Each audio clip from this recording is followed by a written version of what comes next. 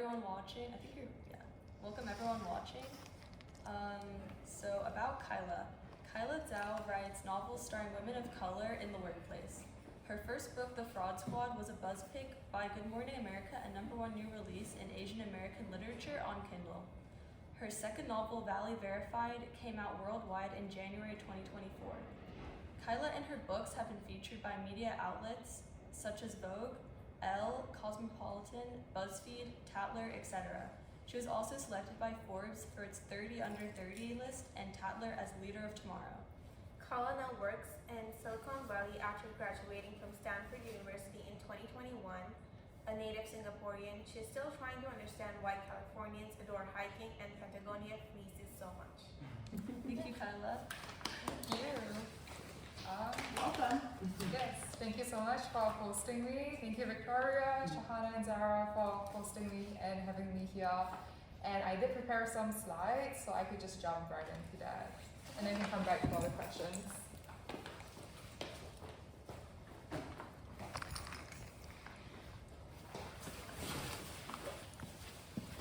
Okay, yeah, so thank you so much for the introduction. Hi everyone, I'm Kyla, I'm the author. It's really nice to be back on the college campus.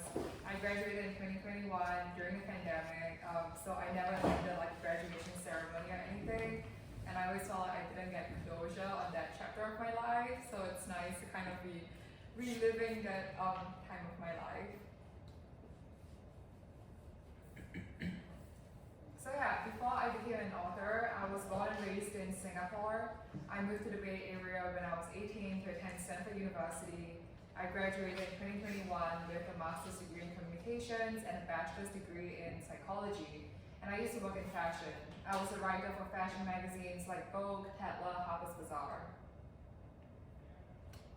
But these days, my full-time job is as a data analyst at a B2B tech company in the Bay Area. And on the side, I write novels starring women of color in the workplace. And Shahana and Zara already went through some of these, so I will just skip this section. And I have 2 books out so far and 1 more coming out later this year. So this is my first book, The Fraud Squad. It was the book that I started writing during the pandemic and the book that really got me into writing. And this is my second book, the one that just came out, called Valley Verified. It's set in Silicon Valley. It's a book that's very close to my life and very close to my heart. And the third book, which I actually have not publicly announced yet, so you guys are technically getting a sneak preview because it's under embargo right now. But this is a children's novel, so it's for a slightly younger audience, teenagers, preteens, but adults can and should read it as well. And it's about a chess player. Think of it like the middle school version of the Queen's Gambit. And these are all my 3 book children together. Okay, so how I started writing. So this brings us all the way back to spring 2020. At that time, I was a junior at Stanford University. This is a photo of me and my college friends on campus. I was living on campus in the dorms, a very regular college life. But spring 2020, as I'm sure all of us remember, was also when the COVID-19 pandemic hit. And suddenly everyone was going back home to be with their family. And I really wanted to go back home to be with my family in Singapore. But that was also a time when every country was shutting down its borders.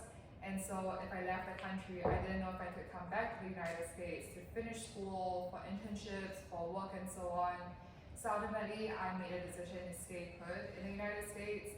And I spent most of 2020 living alone by myself in a small studio in San Jose. And March 2020, around the time when the pandemic was really sweeping through the world, it was also when anti-Asian racism was really just escalating throughout the country and throughout the whole world. And that was the first time when my ethnicity became very salient to me. Before that, I grew up in Singapore, which is predominantly Chinese. And then I go to school in the Bay Area, which is really like a protective bubble of sorts, where, there's a very big Asian population. So I've never been made to feel insecure or at risk because I was Asian. But suddenly we were turning on the news and I would hear about all those Asian hate crimes, Or I would go on Twitter and I would see photos of elderly Asians with black eyes and bruised faces because they were the victims of hate crimes.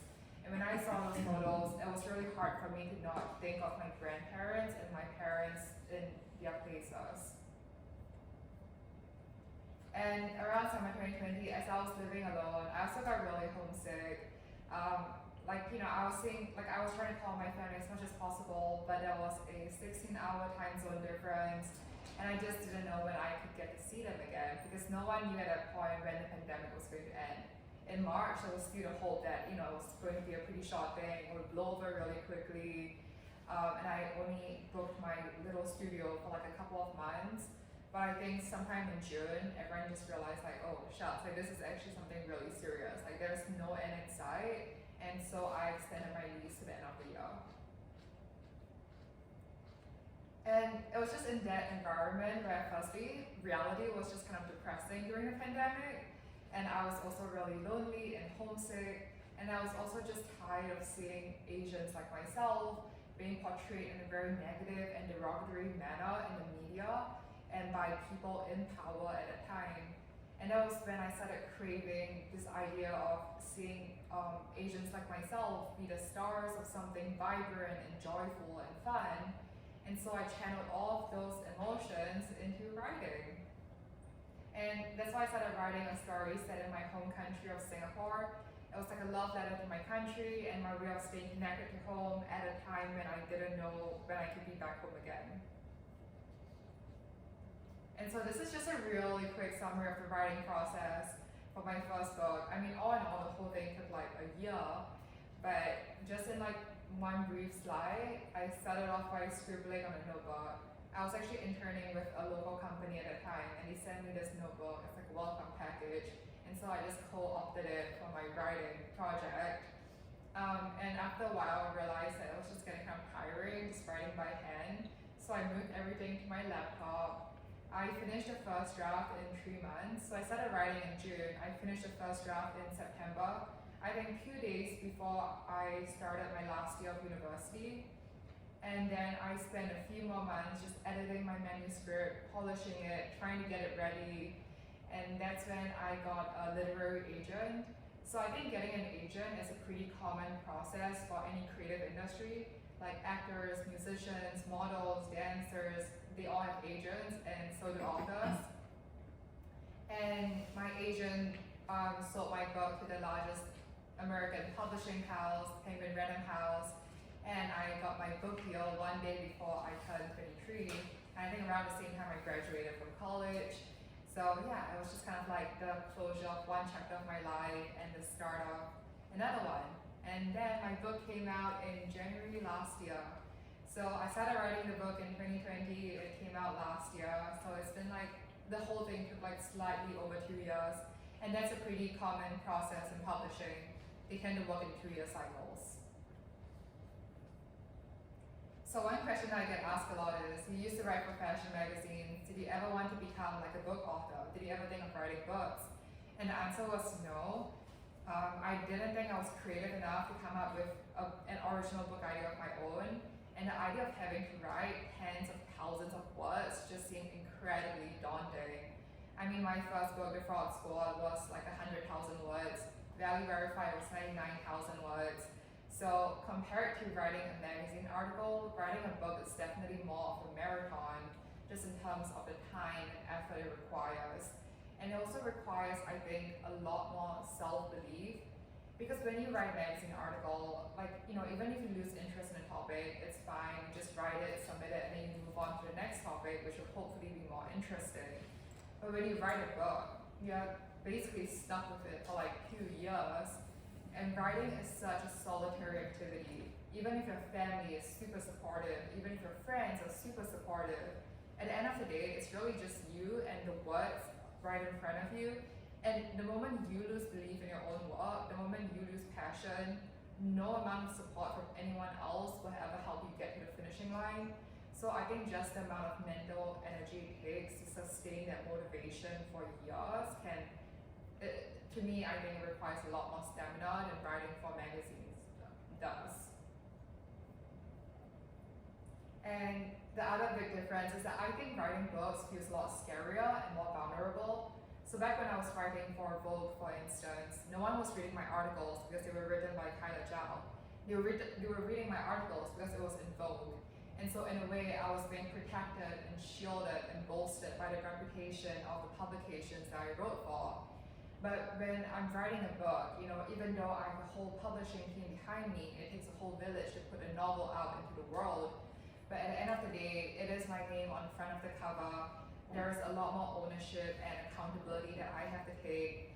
And when people judge a book, they judge the author first and foremost. You don't think of the publishing team or the publisher. So it definitely feels like I'm exposing more of myself when I release a book. But on the flip side, it's also very fulfilling for the same reason, because it is ultimately of my own creation. When I write for a magazine, I'm assigned a pitch. I have to tailor my writing style to suit the voice of the publication. But when you're writing a book, like everything, the characters, the setting, the plot, it all springs from my imagination. I live so closely with it. When I'm drafting, it's the first thing I think of when I wake up, the last thing I think of before I go to bed.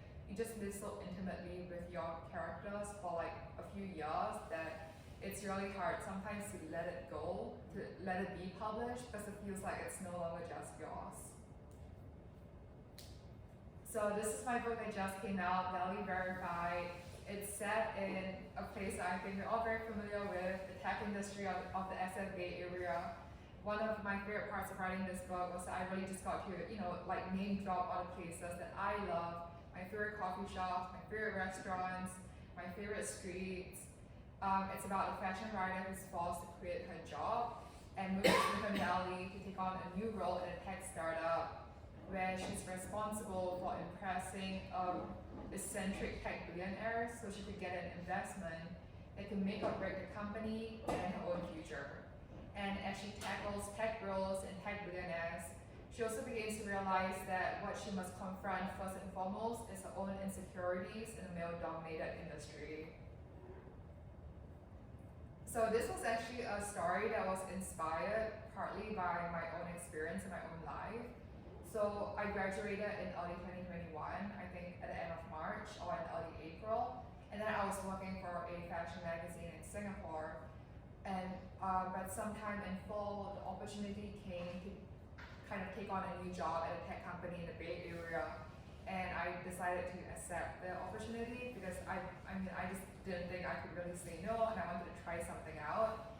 So in fall 2021, I moved from Singapore back to California, and I went from the world of high fashion to the world of high tech, which, as you can tell, is very different. And there were some major differences that I had to confront pretty much from the beginning.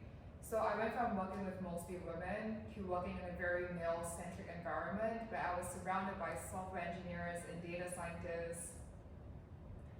My job went from being about writing, photo shoots, fashion events, to being all about coding. It was in a much more technical field. And unlike my fashion experiences, this was really more of creative work in the arts and social sciences. And this is also what I'm familiar with because it's my academic background back in school. My new job was very STEM heavy and data oriented. And back in Singapore, I had a support system around me. I was living with family, I had my childhood friends, my high school friends. And in 2021, Singapore was already somewhat recovered from the pandemic. So people were going into the offices, it was almost like a return to normalcy.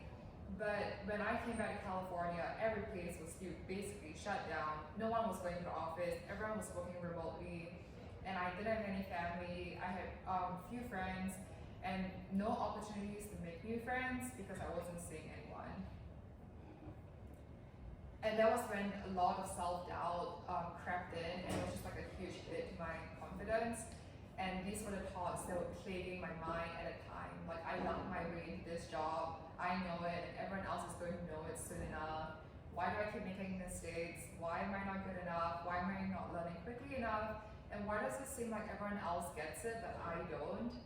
And the worst part is I didn't feel like I could tell anyone. I didn't feel like I could tell my parents because they were really worried about me enough, considering that I was in a different country and I didn't want them to worry further.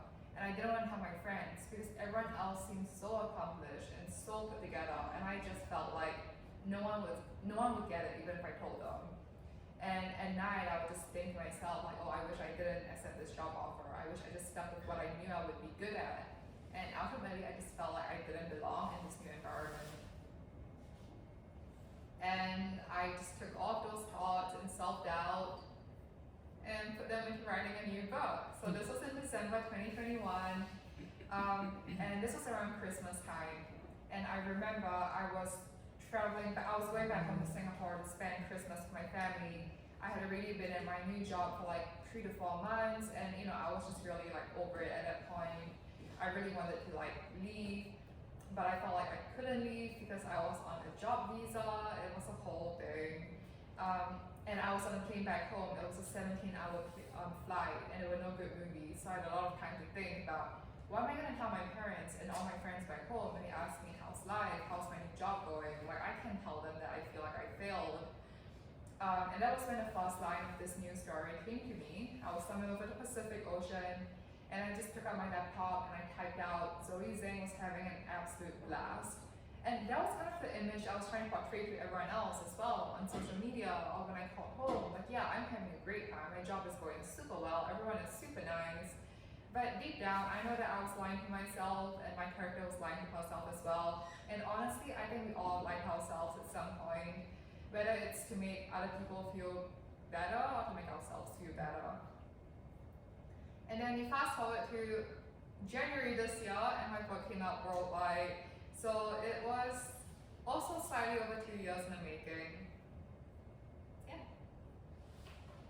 And there are some early reviews for Valley Verified. Some of my favorite authors whom I look up to, like Amanda Brown, who wrote Legally Blonde, read my book, and had very nice things to say. But I think what I really love most is hearing directly from the readers themselves. And what actually surprised me about this book was that even more so than my first book, I had people from different ages and different backgrounds reaching out to me. I thought that, I was 23 when I started writing this book. I'm 25 when it came out. And I thought that, maybe only people in like their 20s or people who are just starting out in the workforce would be able to relate. But no, I've had people from like different stages of their careers reaching out to me. I've had like really high ranking tech executives in the Bay Area. I've had people who are retired. I have people who are still in the middle of their careers, people who are just starting out, and then they would like reach out to me on Instagram or LinkedIn and just tell me like, oh, I really relate to what your character went through.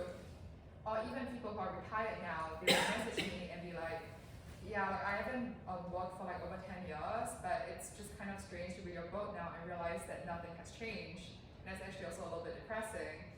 And I would even have like some really high-ranking executives offer me advice like, hey, like I've been there, it never gets easier, but it becomes stronger, which is nice.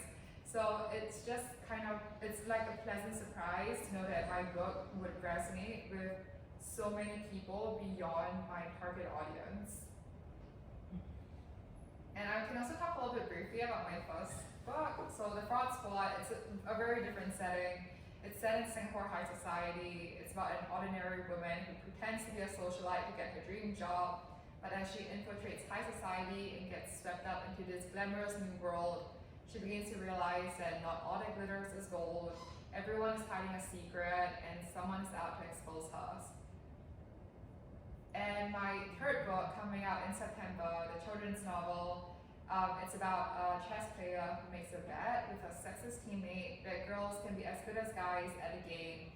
But as she sets out to prove him wrong, the weight of expectations, both from herself and from the people around her, threaten to eat away at her love for the game. And so she has to ask herself, can you still play for fun if you're playing to win?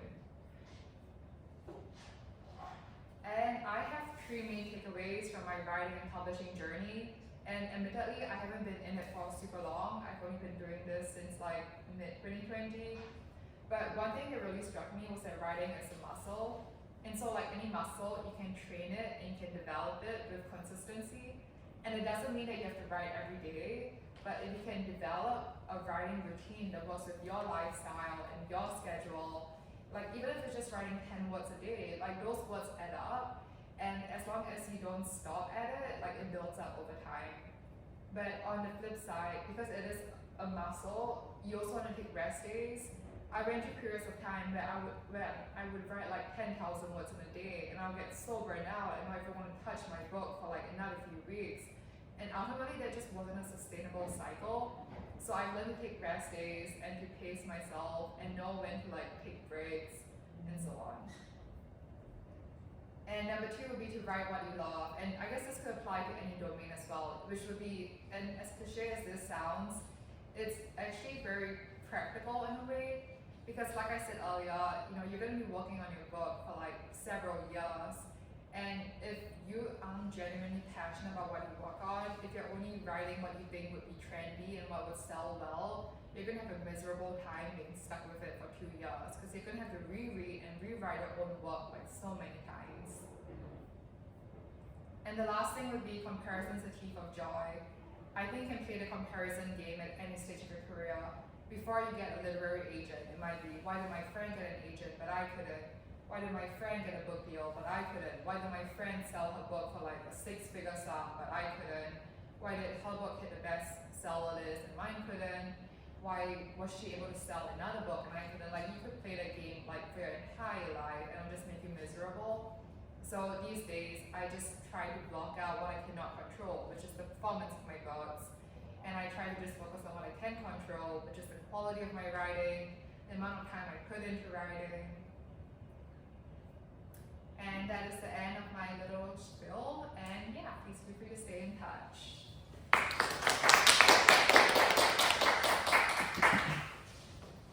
Yeah, I know that Shahana and Zara have been asking some questions, if that's right. So,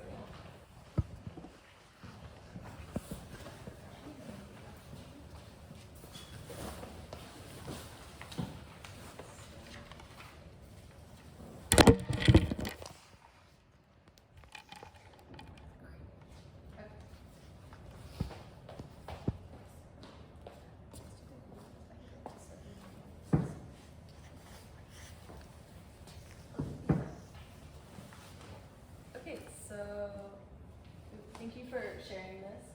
It was really great to hear your story and about your books. So I wanted to know, please start off by telling us a little about yourself and how you ended up being in the Bay Area. Where did you go to school? yeah, so, wait, was presentation recorded? Yeah, Or- it was, but Okay, And this is as well. okay, cool. You're still recording. Hi. Okay, that could be like a little blooper. Yeah, so I'm Kyla. I grew up in Singapore and I moved to the Bay Area when I was 18 to attend Stanford University. I graduated in 2021 with degrees in psychology and communications.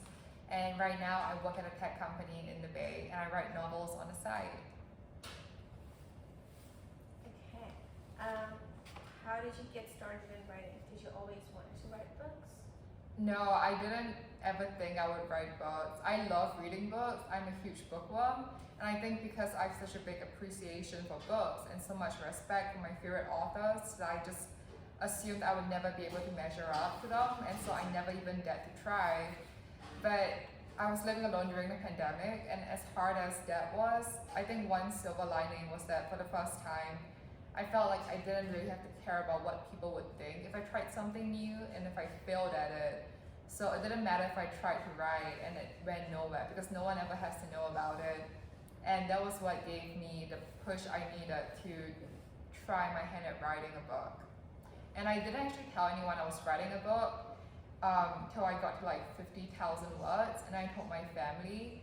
But by the time I actually announced I had a book deal, only like 2 people besides my family knew that I had even written a book. So everyone was taken by surprise. okay, thank you. And that kind of goes into the next question. So how did your college friends react to the book? Well, everyone was really supportive. Everyone was really surprised. Like I said, I just never seemed like a writer. But yeah, everyone was really, really supportive, which has been super nice. That's great. Could you tell us a little more about Value Verified? Yeah, so Value Verified is set in Silicon Valley. It's about a woman who has to give up her fashion job in Manhattan and move to the Bay Area to take on a new challenge at a tech startup. And she's being thrown into this unfamiliar environment with no support system. And in this cutthroat land of tech bros and tech billionaires, she has to confront not just the doubts from others, but also her own insecurities. Okay, and then this kind of goes back to your presentation, but in case you wanted to add anything else, what inspired you to write this novel? So like I said in my presentation, it was very inspired partly by my personal experience when I went through a period of very low self-esteem and I thought that I wouldn't be able to get out of it. And in a way, writing this book was like free therapy. It gave me something to aspire towards in a way, because I was able to write like a happy ending for my characters. And I was like, okay, well, it would be nice if real life could work out that way as well. And so in a way that gave me something to work towards, and I was able to sort of live vicariously through my characters. And writing this book also gave me a safe space to explore my own insecurities. I would say that I'm not great at facing up to my emotions, especially the negative ones. My habit is to just like ignore them or suppress them and hope they magically disappear on their own. But when I was writing this book, when I was crafting this book of fiction, by writing my character's journey, it was kind of a proxy for me to explore my own complicated emotions at that time and how I really felt about my work and my life and what I wanted to get out of it. That was really nice to hear. Going back to your answer, the book tackles a lot of important themes of gender equality and harassment in the workplace. Could you share with us the importance of incorporating these themes in your book? Yeah, so I think it's hard to write about the tech industry, which is so male dominated, without thinking about how gender dynamics play into that.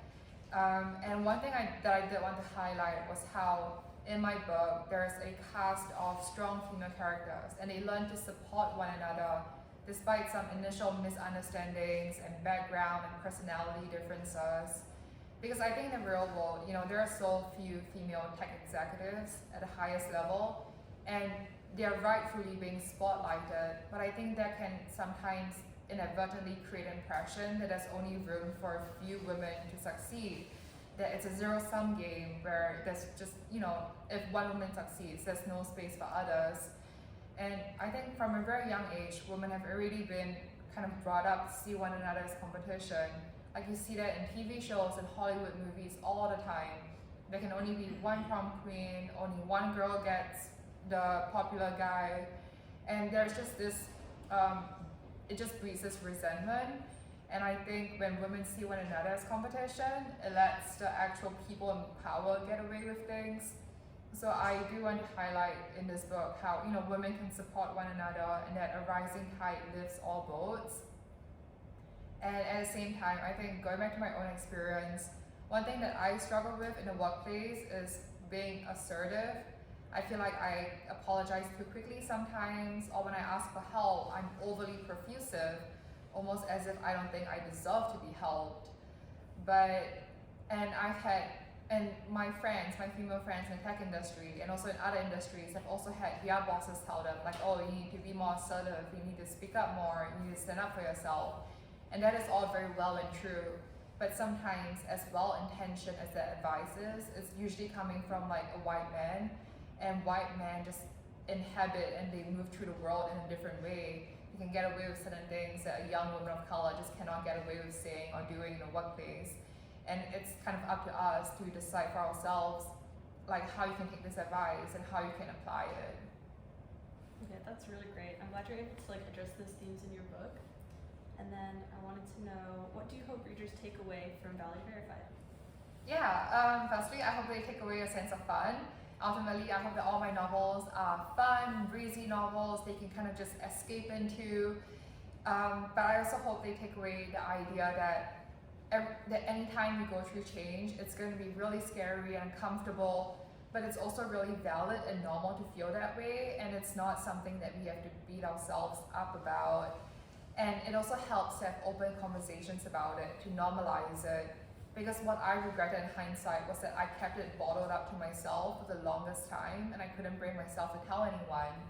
And then Valley Verified came out, and my friends would read the book, and then they would ask me like, oh, did you kind of base it on your own life? Just because like my main character and I share some similarities and backgrounds. And so when I would finally admit that, yeah, like I did go through this in real life as well, And that's when my friends, one by one, they each told me that they had also experienced like similar feelings in their jobs, in their life. But none of us ever spoke about it because we just thought we were all alone in feeling this way and no one would get it. So I do hope that, you know, it helps to normalize it and that it helps to destigmatize the idea that we have to be like fully confident and successful all the time. You said you don't feel comfortable in a male-dominated industry, but is it also the same being a young author? Yeah, I wouldn't say that I don't feel comfortable. I think I'm still trying to learn how I fit into this world and how I can be more confident in taking up space without feeling like I need to shrink myself. As for being a young author, I think that's a little bit different because when you're working in a corporate environment, you're constantly being around people all the time. And I think that interpersonal social dynamics is such a big thing of what I'm trying to still learn and figure out.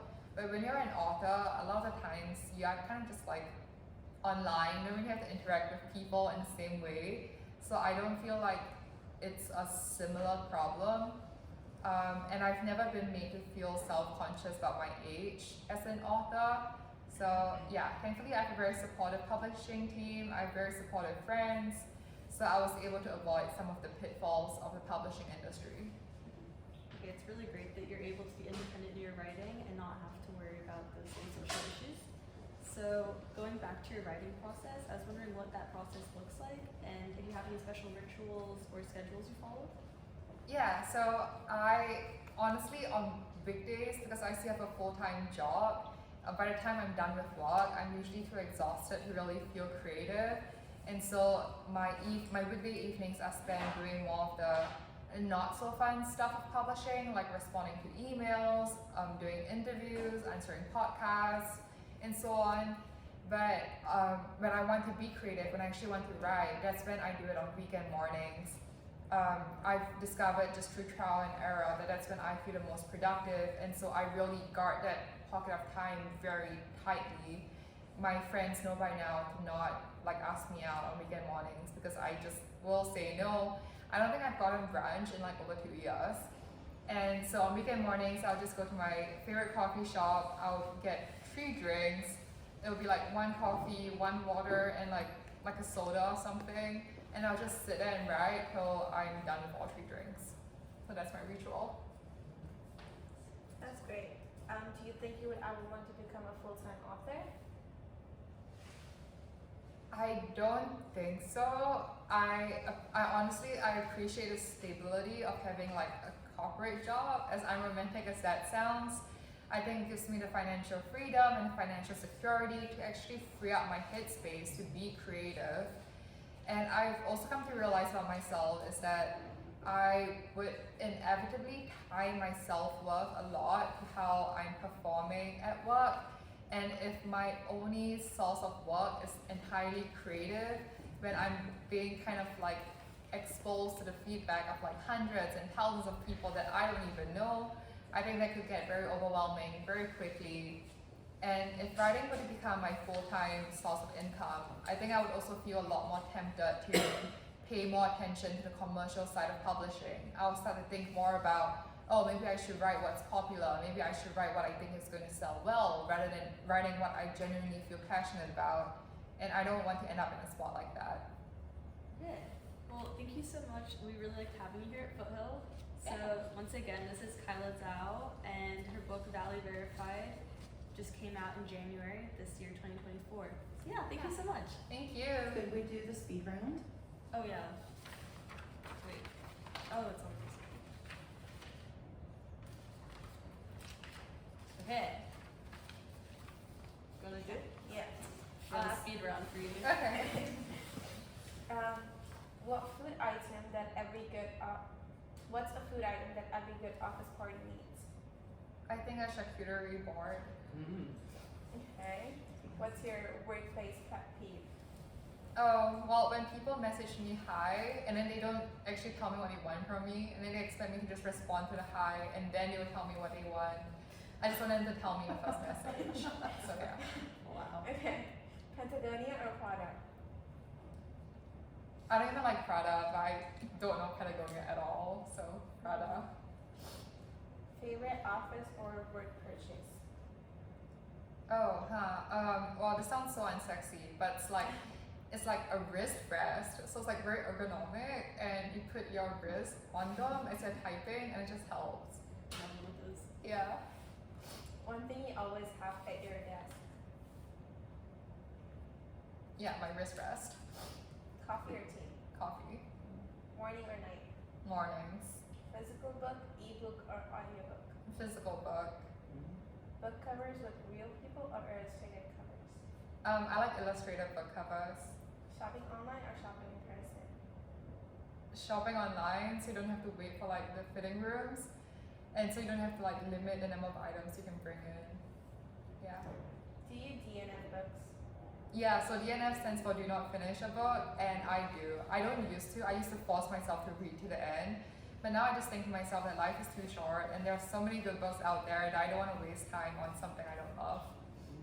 Do you reread books? I don't reread books for the same reason. There are so many good books. Good. Okay. Thank you so much for. Yeah. Thank you. That was fun.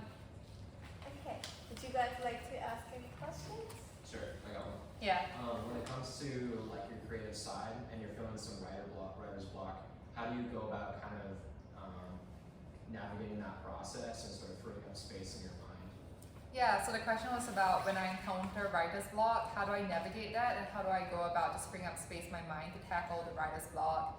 And I just tell myself that when you face writer's block, it usually means that something is not working in your book, and you know it. You know that there's a plot hole somewhere, things don't line up, and you just have to go straight to the root of the problem and just really diagnose it. And for me, that's hard because I'm very impatient. I like jumping to things straight away. I just want to get the book done. And then I just have to consciously tell myself, okay, like something's not working. So I have to take a step back, go back to my book outline, and really go through it and figure out why is it that I don't think this is working out? Why am I hitting this roadblock? Is it because my character is doing something that's not true to their personality?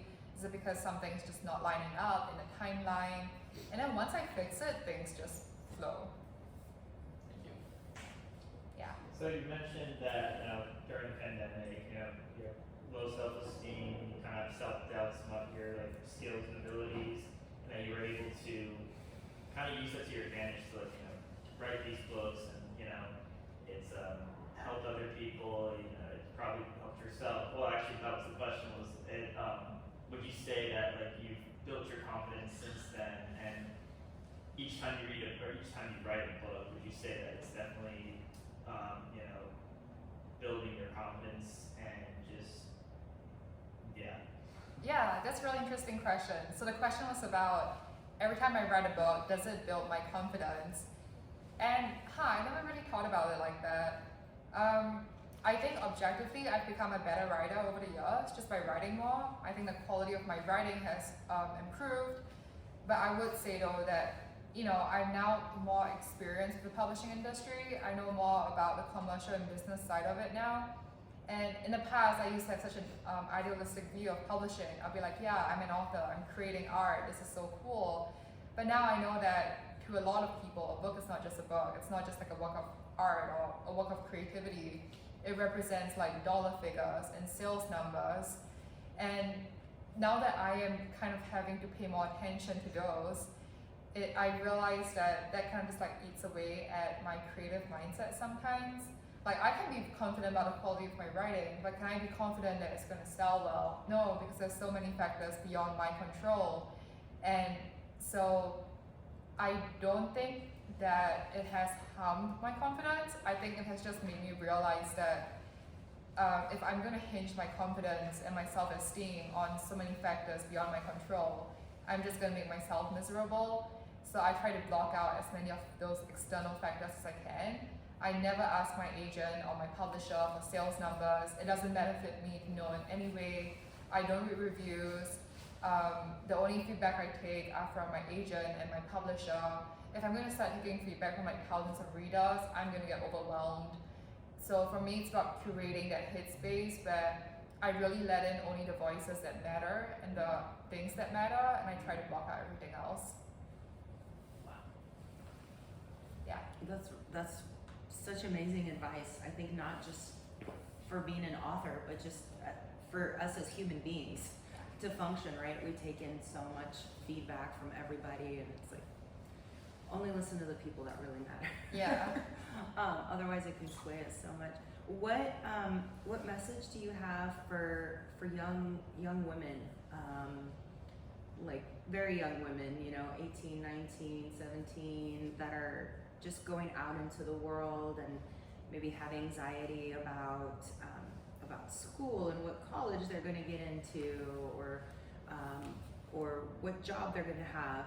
It's just like the whole world is ahead of you, Yeah. in front of you, but you're also overwhelmed and feel like any move you make could be the wrong move, and it's just gonna throw everything off, and it's just all gonna fall apart. That's how Yeah. you feel at that age. But what would you say to those young women? Yeah, so the question is, what advice do I have for young women who are like 18 or 19 and really just starting out and possibly feeling overwhelmed? I think it's just to not have a fixed idea of what you think your life will be like, or what you think your ideal life will be like. If you asked me when I was 18 or 19 if I would ever be an author, I would say no. And it just it's incredible for me now that something that's such a big part of my life wasn't even remotely on my mind or on my radar when I was 18 or 19. And I think life can take you in very unexpected and very surprising ways. But if you maintain a fixed idea of what you think it would be like, you're closing a lot of doors. So I would say to just say yes as many things as possible, to try as many things as possible, because they could really, really surprise you, and you could really surprise yourself as well. That's really good advice. Thank you. What about the stresses of college? So I know a lot of our students always worry about transferring and the pressures of that, and wanting to get into specific schools. And did you get into your first choice school? Yeah. Yeah. Okay. So you're one of those lucky few. Okay. How about, did you have any friends that didn't, and how did they navigate that? Yeah, for sure. So, I mean, I think one quote that really sticks out to me is, it's not about making the right decision, it's about making a decision right. At so many points in your life, you're going to be faced with like different options to go with, like what school to choose, what school to accept, what job to accept, what classes to take, and you're going to feel like you're not making the right decision, or you're going to fear that you are making the wrong decision. But ultimately, once you make the decision, there's no looking back, and it's about doing everything you can in your power to justify that decision and make it right moving forward. So I've had friends who didn't get into their dream schools, and they were like devastated. Like I would sit with them for hours as they cried about, and just feared that their life was just not going to end up how they wanted. And like many years now from that time, I mean, we've all graduated, they're all in the workforce, and every single one of them has just loved their school experience. And that's because even though they might not have gone in with the best mindset, some of them went in assuming like, okay, I'm just going to stick it out and try to transfer out as soon as possible. But when they actually opened themselves up to the opportunities that were around them, they ended up loving it.